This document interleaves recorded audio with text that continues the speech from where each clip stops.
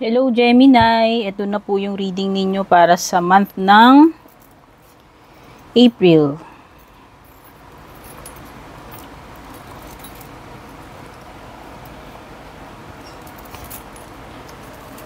Ayan. Check natin yung energies mo, yung mga posibleng paparating nangyayari.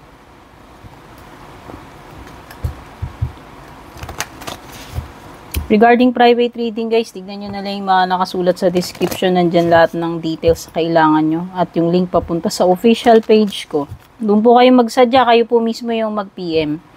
Hindi po ako mag-add friend sa inyo, mag-PPM. Kapag meron pong ganon, yun yung mga gumagaya sa akin, nagpapanggap na ako. So, kayong magpabudol doon. Kung bago kayo dito, don't forget to subscribe, like, follow. Thank you so much sa mga matatagal na sa patuloy na pagsuporta, pagsubaybay.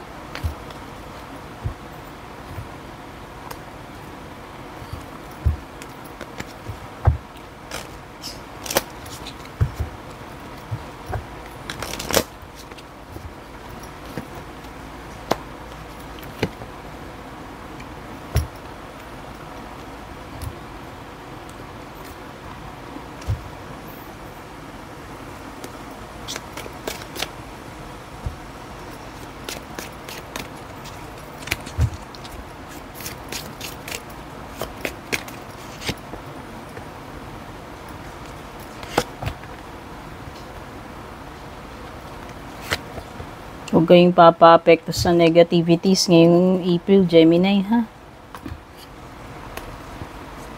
Nakakita ako ng negative energy.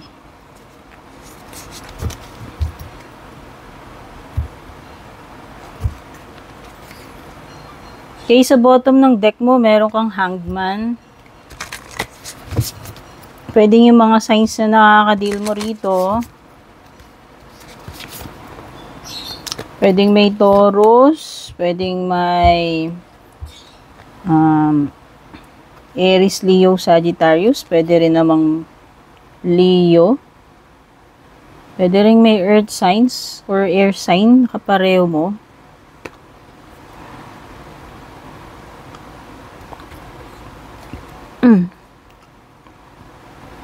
Overall energy mo is journeying eh. Pag-explore with the Fool card. Fresh start for the Fool card also. So, may beginning para sa'yo, Gemini, ngayong April. Kumbaga, there is something worth exploring with the Fool card and the Hermit card, actually.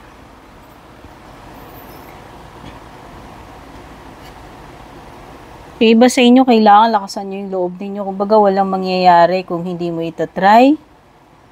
Kung hindi ka alis sa comfort zone mo, you need to take a leap of faith, no?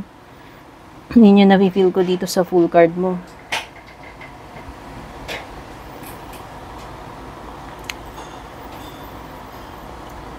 So, nakikita ko sa area ng blessing or advantage mo, you have the Two of Wands. There is,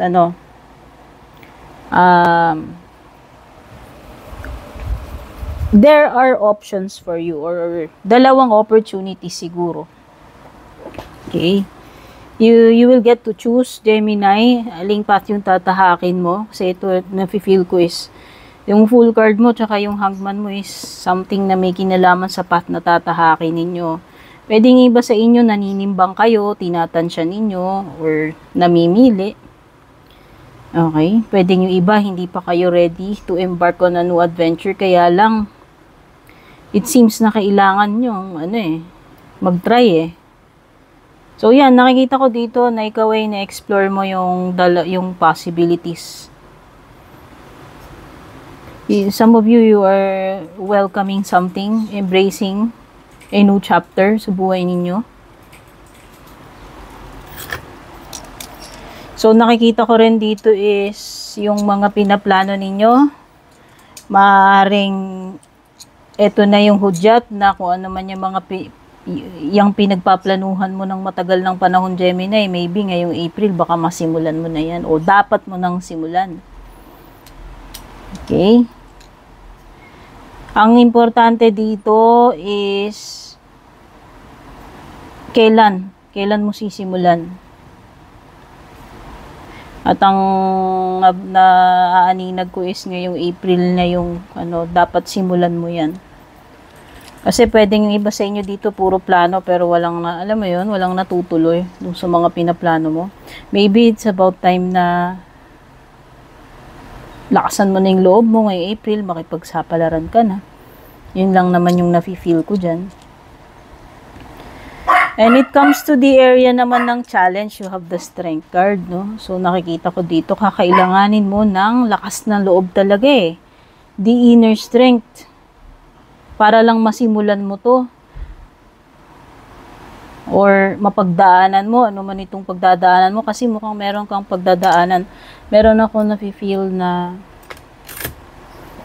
something new para sa'yo na pwedeng alam mo yun, pwedeng wala ka pang experience dun sa bagay na yun. Doon ka palang matututo, doon mo palang siya ma-explore. So, kailangan positibo ka, malakas yung loob mo. So, yun lang naman. Yung parang yung iba siguro, ang pinaka-challenge nyo rito, hindi nyo alam kung kakayanin nyo ba. May sapat ba kayong lakas para magawa ninyo yan. Sa area naman ng near future, what's next? You have the 9 of Stones. Wow. So, sa mga paparating na araw or weeks, nakikita ko is may ma-accomplish ka with the 9 of Stones, no? Ayan. This is success. Completion para sa akin. So, matatapos mo yung mga dapat mong tapusin. Yun yung nakikita ko at maaani mo yung bunga na itong mga pinaghirapan mo. Yun lang yung nakikita ko dito, Gemini. No? Basta meron kang malaking task or goal na mapapasayo na ma-accomplish mo So, ayan na yung mga paparating sa iyo, no? And, pagdating sa pinaka-outcome mo, finally, makakapag-decide ka na Meron ka sigurong bagay na, ewan ko, nahihirapan kang harapin, Gemini, itong mga nakaraan. Yung iba dito, pwedeng in denial kayo sa sarili ninyo. Pero ngayong April, nakikita ko na mas matapang ka ng kaharapin tong bagay na to. At kung halimbawang nag-hesitate kang mag-decide, nahihirapan kang mag-desisyon nung nakaraan, nakikita ko na mapa-finalize mo na yan, mamimake up mo na yung isip mo, makakapag-decide ka na. And finally, you will get to confront kung ano man itong dapat mong i-confront na to, tao man yan or situation. Or finally, maka-cut off mo na ano man yung dapat mong i-cut off dito. Okay? Kumbaga, this is dealing with the issue right away na kumbaga, hindi mo na siya ipagpapaliban, no? So finally, andun na yung andun na yung tapang mo o yung inner strength mo para kaharapin to.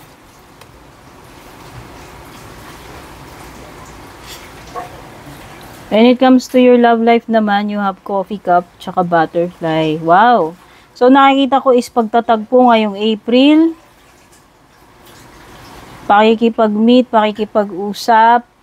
So mas more on open yung communication lines between you and this person. O pwedeng iba sa inyo, kung hindi pa kayo nagtatagpo, ito na yung time na magkikita na kayo. Kung LDR kayo, or kung matagal kayong hindi nagkita. May kung ito na hinihintay mong closure, pag-uusap, pwedeng yun din yun. Finally, magkakaroon na kayo ng oras sa isa't isa. Or magkakaroon na kayo ng oras na makapag-usap. Kung meron man kayong mga dapat pag-usapan nitong tao na to. At dito rin sa iyong butterfly card, nakikita ko na mafe-feel mo yung pagbabago. More on positive change or improvement pagdating sa pagsasama ninyo, sa connection mo nitong person na nakaka-deal mo. Yung iba dito parang lumilevel up nga ngayong April. So pagle-level up din ito when it comes to your love life. Yung ibang paparating sa iyo, mag-ingat about health. Baka iba sa inyo, magkasakit kayo, pero this is also about more on sa iniisip mo eh. Kaya nga sabi ko, beware of negativity. Yung mga negative na pumapasok sa isip mo, iiwasan mo yon. Yung iba dito, baka ngayong April, makakaranas kayo na sobrang pag-iisip or depression. Yung tamang, basta parang pessimistic energy, negative thinking, depressed energy. Kumbaga, ito yung down na down yung spirits mo. Yung instead na maging optimistic ka, alam mo yun. So, more on kinakain ka ng pag-iisip mo ng negative, pati yung energies mo tuloy, parang nagiging depressed ka. Okay? So, yan yung negative na iiwasan mo. Okay, meron ding mga sabihin natin, hassles, frustration. Pwede kang may sablay, mga pagkakamali ngayong April, pero ito ay something na, alam mo yon, charge to experience na lang, may at least natututunan na, kumbaga, marirealize mo alin yung mali, alin yung dapat mong i-improve sa sarili mo. Okay? Kumbaga, this is growing up. Kumbaga, lesson learned para sa iyo kung ano man tong sitwasyon na to with the funnel. Mag-ingat ka daw. Siguro wag ka masyadong wag kang papasok muna sa mga bagay na risky, especially pera. Yun lang yung nakikita ko. Basta iwasan mo muna yung mga masyadong yung mga sitwasyong alanganin. Kung hindi, alam mo yun, kung sa tingin mo naman hindi ganun kasiguro, wag mo na lang munang i-all in kung ano man tong bagay na to na pag-i-investan mo. No? So, importante yan. Nakikita ko rin magkakaroon ka ng clarity with the Hermit card. Hangman pala to, sorry. Oo, realization pala to. Clarity and realization. Kasi magliliwanag na isip mo, magliliwanag na isip mo dito eh. Para sa mga closing messages mo, your dreams need a practical plan. Yun sabi ko nga, hindi lang ito about the Two of Wands planning. Execution din, Gemini. Sabi ko nga, hindi sapat na may mga plano ka, pero alam mo yun, hindi mo naman kasi siya nagagawa, hindi mo siya nasisimulan. Parang yun din yung sinasabi dito kanina diba? Yung in-explain ko sa Two of Wands, tapos umulit na naman siya rito. Okay? Baka ito yung perfect timing na mag-take ka ng action dyan sa mga pinaplano mo or simulan mo yan. May mga adjustments din. Ano ba tong mga dapat mong asikasuhin, ayusin? Okay? Kasi kailangan kung may mga bagay kang dapat i-organize or i-set aside or unahin, alam mo yun, meron mga pagbabalanse or may mga kailangan kang baguhin, ayusin dito ngayong April. Para lang siguro maging smooth yung proseso, itong mga bagay na kailangan mo nang simulan or para lang masimulan mo na yung mga yan. Okay, Gemini, so yan yung pinaka-reading mo ngayong April. Don't forget to subscribe, like, follow. Take care, babush. And kung balak nyo pong mag-book or mag-inquire ng personal readings ko, basahin nyo lamang po itong nakasulat sa screen or yung nakalagay sa description.